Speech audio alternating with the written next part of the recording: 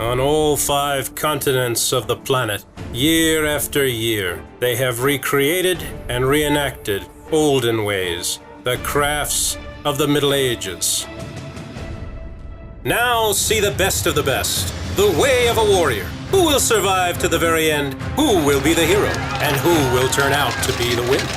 Full contact medieval historical battles, vivid and real, the highs and lows of emotion, life in a historically authentic field camp, the 4 strongest national teams in the world.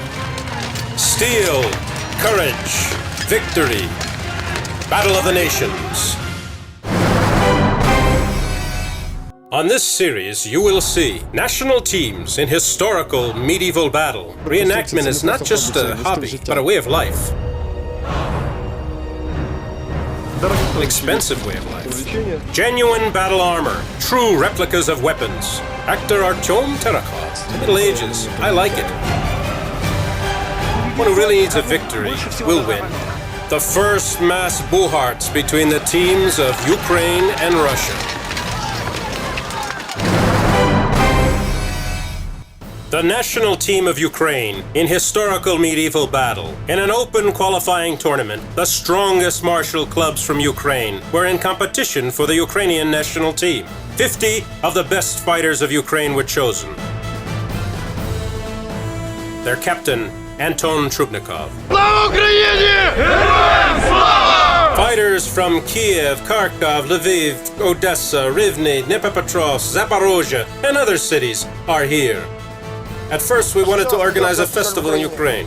International fights in a battle of nations in Khotyn. We understood that it was a convenient place to gather the 4 best national teams in historical medieval battles, namely those of Ukraine, Russia, Belarus, Poland. A lot of guys my age are still on the list. They're still good in battles. The national team of Ukraine at the international project Battle of the Nations. Surcoats with the colors of Ukrainian flags became the distinctive feature of Ukrainian fighters. The national team of the Russian Federation. Russia shows great results. Everyone is determined to win. Each of the fighters is a legend. These people have been in reenactment for 10 years. They're the best fighters in Russia. Only the best of the best were able to join the Russian national team after overcoming a series of qualifying tournaments across the country. We are constantly in the same camp, constantly developing tactics, constantly crying glory to Russia. And this all gets us wound up. A distinctive feature of this national team was white surcoats with yellow and black borders and an embroidered emblem of Russia. The national team of Poland.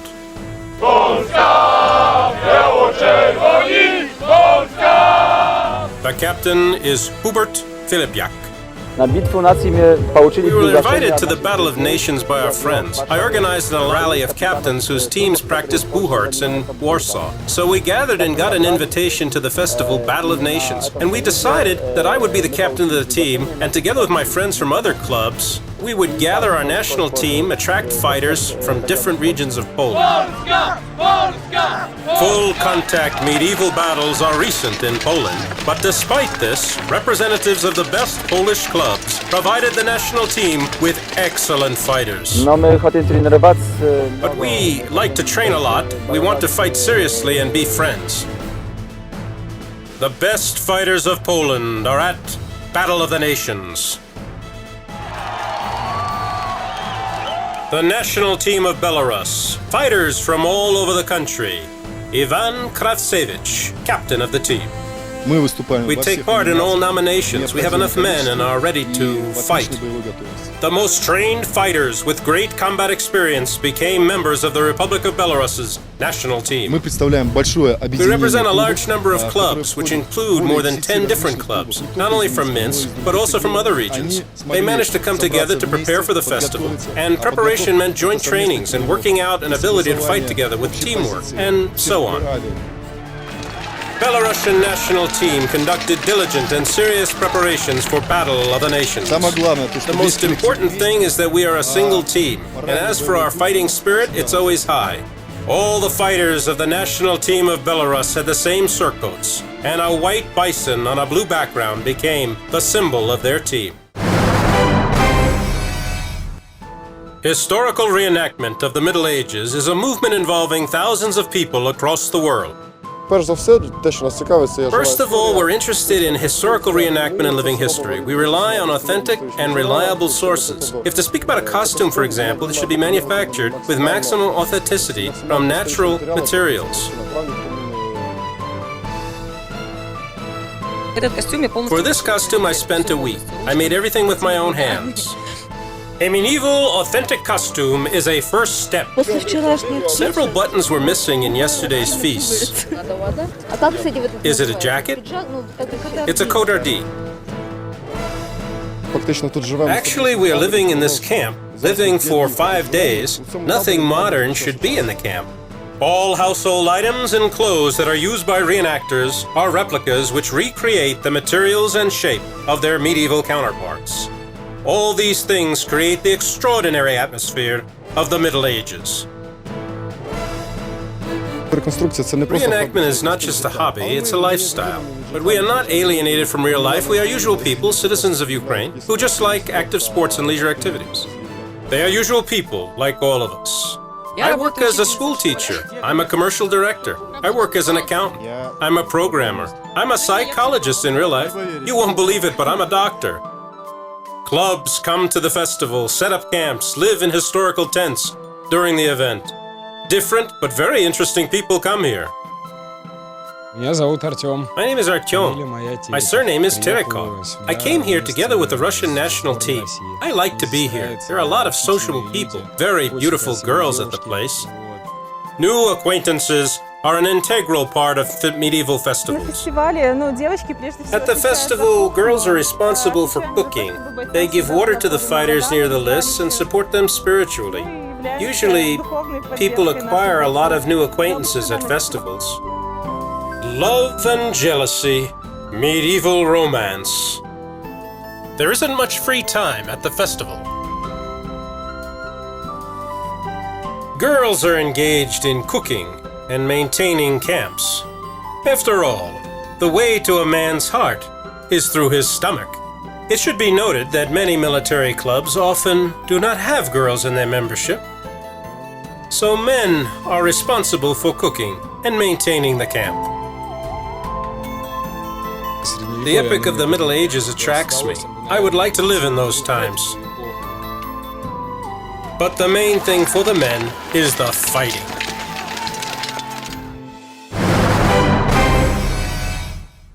To participate in historical medieval battles, you must have a full range of medieval weapons.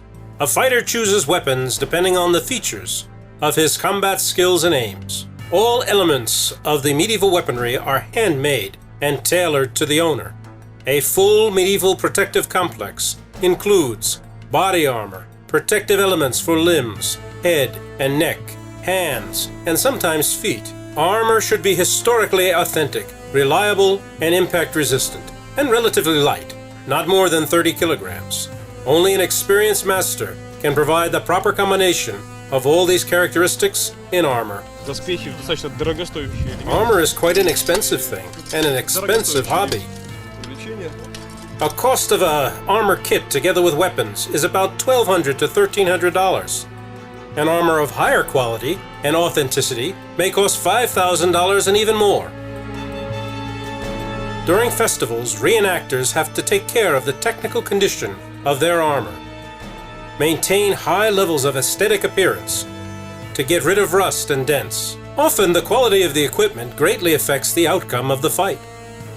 It's easier to put on armor with the help of a squire, but many prefer to do everything on their own. Usually, it takes 15 to 20 minutes for a fighter to put on armor. All armor elements and all weapons have their scientific names, history of their appearance, and special design features. This helmet is called a hunskull, and that means a dog's muzzle. According to the shape, the helmet is called a bassinet. According to the kind of visor, it's a hunskull. The gauntlets are called hourglass gauntlets because they resemble an hourglass. The struggle of medieval technologies and the competition of workshops, just like those in the distant and heroic times. Selection of armor. They should choose a historical period and region for reenactment. They make this choice according to their opportunity. Today's market for reenactment items can provide armor of medieval Europe, Rus, and other regions.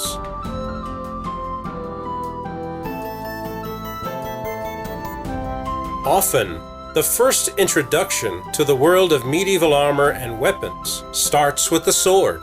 The sword, it is a symbol of the Middle Ages. May I have a look? Yes, please, it's a Rus sword, a Varangian one of the 10th century. I like the smell of leather. Any sword needs a master. A master warrior. The warrior who will test its glittering steel in battle.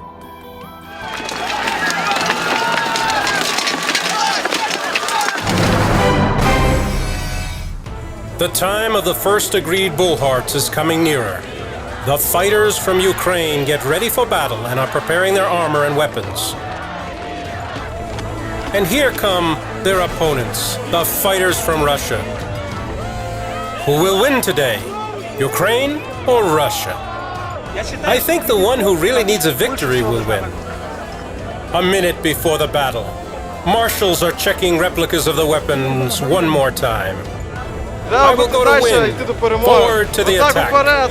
Ukrainian and Russian teams are on opposite sides of the list. Captains instruct them before the battle. The judges are ready. The audience is in suspense. The first battles of the Battle of the Nations begin. 3 seconds before the fight. Then comes the command. To the fight! The Russian fighters begin their attack. On the right flank, we see a group of men in a distributed line. Then, a sharp spurt to the right flank of the Ukrainian team. In the center of the list, the lines are closed. The struggle is in full swing. At this time, the fighters from the Russian clubs are actively attacking on the left flank. We can see an acute struggle which may lead to the encirclement of the Ukrainian fighters. Confident, the Russian fighters break into the rear of the Ukrainian team, while the Ukrainian rear guard demonstrates confusion and indecision. Blows and more blows, and the Ukrainian fighters are almost encircled. Heroic actions of individual fighters from the Ukrainian clubs are holding back the swelling tide of their opponents. But the main force in the center falls under the blows of rivals. The command to stop the battle comes. The Russians have won this bohort. A video recording shows us a flanking, turning movement of the Russian fighters from the right flank. While a group of Russians were actively and sharply attacking the left flank of the Ukrainians, the main force was at the center of the list. While the defense team of the Ukrainian flank, instead of taking urgent measures to counterattack their opponents, demonstrated sluggishness and retreated.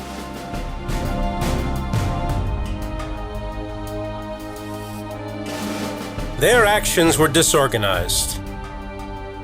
A mistake at the Ukrainian left flank led to the tactical encirclement of the Ukrainian core team, and the fighters were beaten with pole arms.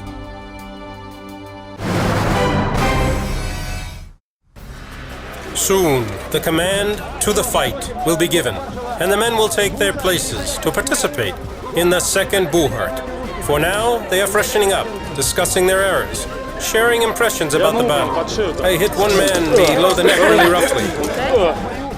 It's a time of real men. At such events, you have to make yourself feel no pain or tiredness, and just fight. And now it's the time for the second agreed buhart. Teams of Ukraine and Russia change sides of the lists. Now the western side of the list is for the Russian team, and the eastern side for the Ukrainian fighters. The fighters are ready. The knight marshals are ready. To the fight! And again, the Russians attack, and...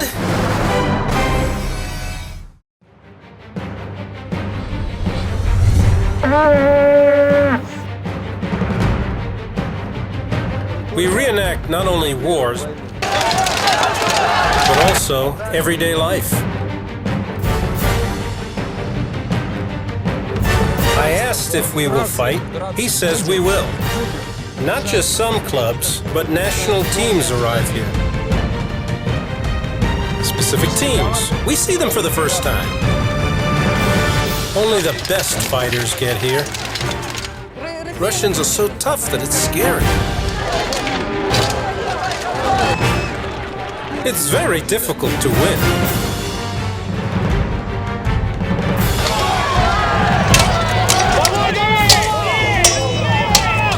Come on, move, attack!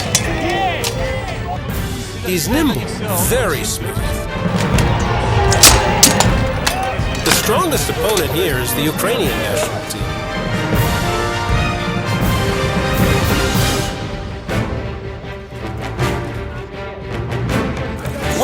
Why did you take Goranov?